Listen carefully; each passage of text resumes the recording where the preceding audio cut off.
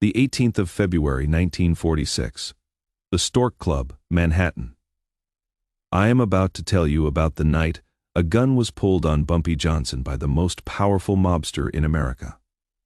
When Lucky Luciano walked into that VIP room, every gangster at the table stood up except one. Bumpy Johnson kept his seat, cigar burning, eyes locked on the man who'd just unified the entire Italian mafia.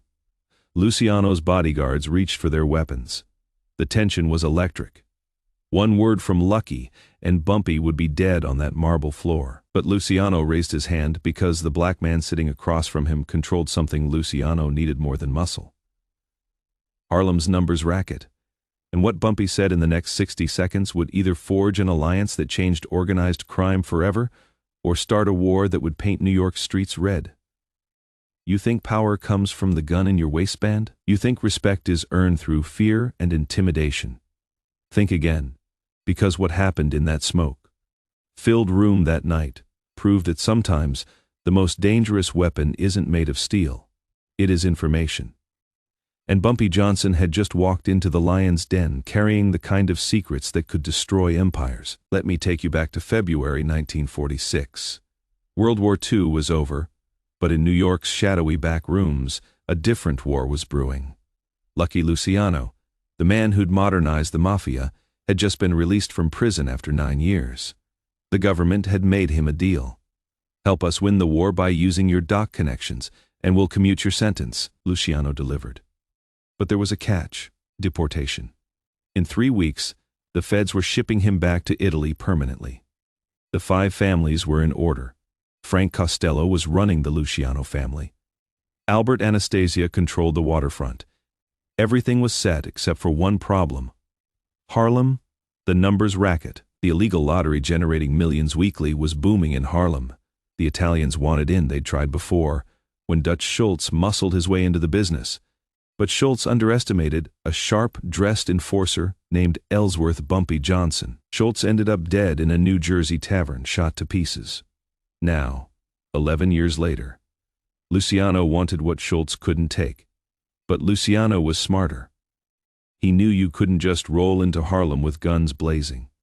You had to talk first, show respect, make an offer. So Luciano sent word to Bumpy Johnson through intermediaries. Let's meet. Let's discuss business like civilized men. Bumpy didn't respond for a week. That silence alone told Luciano everything he needed to know. This wasn't going to be easy. The Stork Club on East 53rd Street was Manhattan's most exclusive nightclub. Frank Sinatra performed there. J. Edgar Hoover drank there.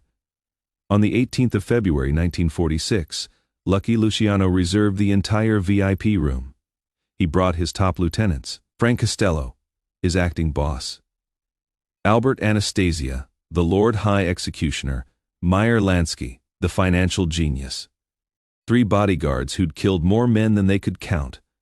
Bumpy Johnson walked in alone, 40 years old, dressed in a tailored navy suit with a crisp white shirt. No tie. He never wore ties. A gold watch chain hung from his vest. In his right hand he carried a leather briefcase.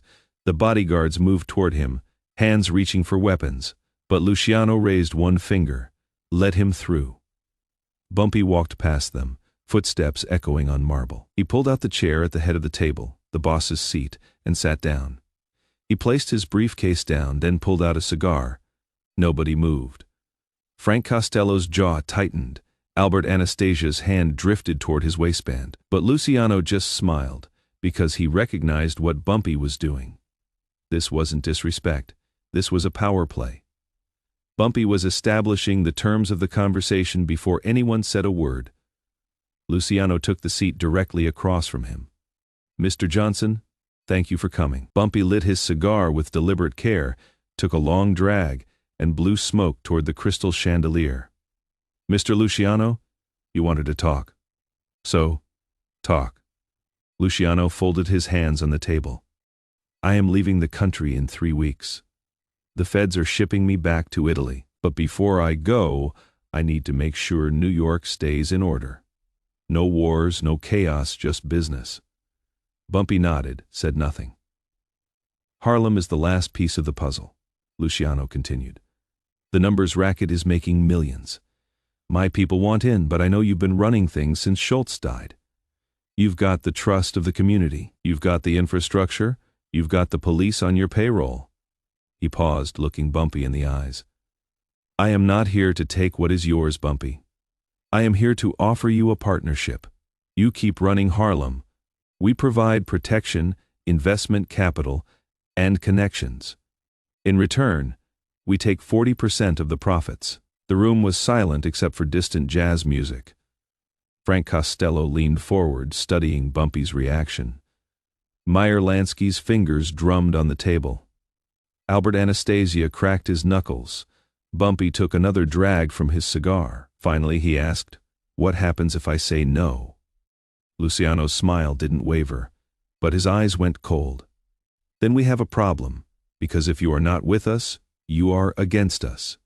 And nobody survives being against us." It was said with absolute certainty. Bodies littered the path to Luciano's throne. Bumpy set his cigar down, opened his briefcase, and pulled out a single photograph. He slid it across the table. Luciano picked it up. His face didn't change, but his fingers tightened around the edges. The photograph showed a warehouse in Red Hook, one of Anastasia's gambling operations. Standing in front of it, shaking hands with a police captain, was Albert Anastasia himself. "That was taken 3 days ago," Bumpy said quietly. "I've got 12 more just like it. Different warehouses, different cops, different members of your organization." The room went deathly quiet. Costello's hand moved toward his jacket. Anastasia stood up halfway, murder in his eyes, but Luciano just stared at the photograph. "Are you threatening me?" Luciano asked, his voice dangerously soft. "No," Bumpy said, leaning back in his chair. "I am showing you respect because I could have sent these photographs to the district attorney. I could have sent them to the newspapers. I could have burned your entire operation to the ground before you even knew I had them, but I didn't." He leaned forward, his voice dropping to barely above a whisper. "You came to Harlem asking for a partnership, but a partnership means equals. And what you just offered me wasn't a partnership, it was a takeover with a smile." Luciano set the photograph down carefully. For the first time since Bumpy entered the room, he looked genuinely impressed. "So what do you want?" Bumpy picked up his cigar, took a slow drag, let the question hang in the air like smoke. "You want what Schultz wanted? What every Italian crew that has ever looked at Harlem has wanted? Control? But you can't have it. Not because you are not smart enough. Not because you are not strong enough. Because Harlem isn't yours to control." He gestured toward the window, toward the lights of uptown Manhattan. "You know why Schultz failed? Because he thought black people were stupid. He thought we'd just hand over our money and say thank you. He thought muscle was enough. But Harlem doesn't work that way. You need trust. You need respect. You need to be one of us, and you'll never be one of us." Frank Costello started to speak, but Luciano silenced him with a look that could freeze blood. Bumpy continued, his voice gaining strength. "But here is what I will do. You ask for 40%. You can have 10% of the profits, not as protection money, but as a service fee. You provide banking support when we need clean money. You provide legal help when our runners get arrested. In return, you get 10% of the net." He leaned back. "And one more thing. You never send your people into Harlem to collect. You want your money? Send a courier to my office. I'll have it ready. But your soldiers don't patrol my streets." Harlem stays black. Harlem stays mine. That is the deal. The silence that followed was absolute. You could hear a pin drop on that marble floor. Meyer Lansky broke it first, turning to Luciano with the expression of a man doing rapid calculations in his head. "Charlie, that is actually a smart play," Lansky said. 10% for essentially no risk, no overhead, no exposure. It is clean money." Albert Anastasia wasn't convinced. "And what is to stop him from cutting us out once we set up the banking?" Bumpy answered before Luciano could. "The same thing that stops you from trying to take Harlem by force, mutually assured destruction. You try to cheat me. Those photographs go public and your political protection evaporates overnight. I try to cheat you. You come after me with everything you've got. We both lose, or we both get rich. Your choice. Lucky Luciano stared at Bumpy Johnson for what felt like an eternity. Then slowly, he started to laugh. Not mocking, genuine appreciation for a move he hadn't seen coming. You know what, Bumpy? Schultz was an idiot. He should have talked to you first. He stood up, extending his hand. 10%, banking and legal support.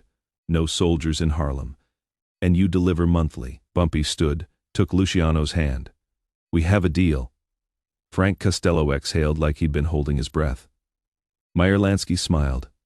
Even Anastasia sat back down, tension bleeding from the room. Luciano held on to Bumpy's hand an extra second. I've done business with presidents, union bosses, killers, but you are the first man who told me no without pulling a gun. That takes courage or stupidity. I haven't decided which. Bumpy smiled genuinely. When you figure it out, let me know.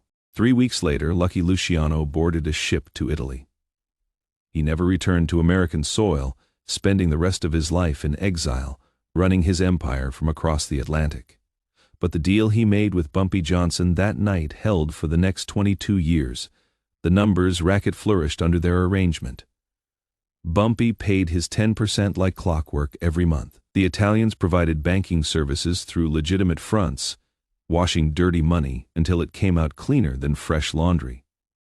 When Bumpy got arrested in 1951 and sent to Alcatraz, Frank Costello personally made sure his family was taken care of, honoring the agreement even when Bumpy couldn't enforce it himself. And when Bumpy walked out of federal prison in 1963, 12 years older but no less dangerous, the deal was still intact. The families had honored their word because they understood that some agreements are bigger than the men who make them. That meeting at the Stork Club became legend in organized crime circles, not because of violence or bloodshed, but because two men from completely different worlds sat down as enemies and walked away as partners. They found a way to do business without destroying each other, proving that sometimes the pen really is mightier than the sword, Luciano would later tell associates in Italy. Bumpy Johnson was the smartest gangster I ever met, and the most dangerous because he didn't need me to respect him. He demanded it, and he had the ammunition to back up his demands.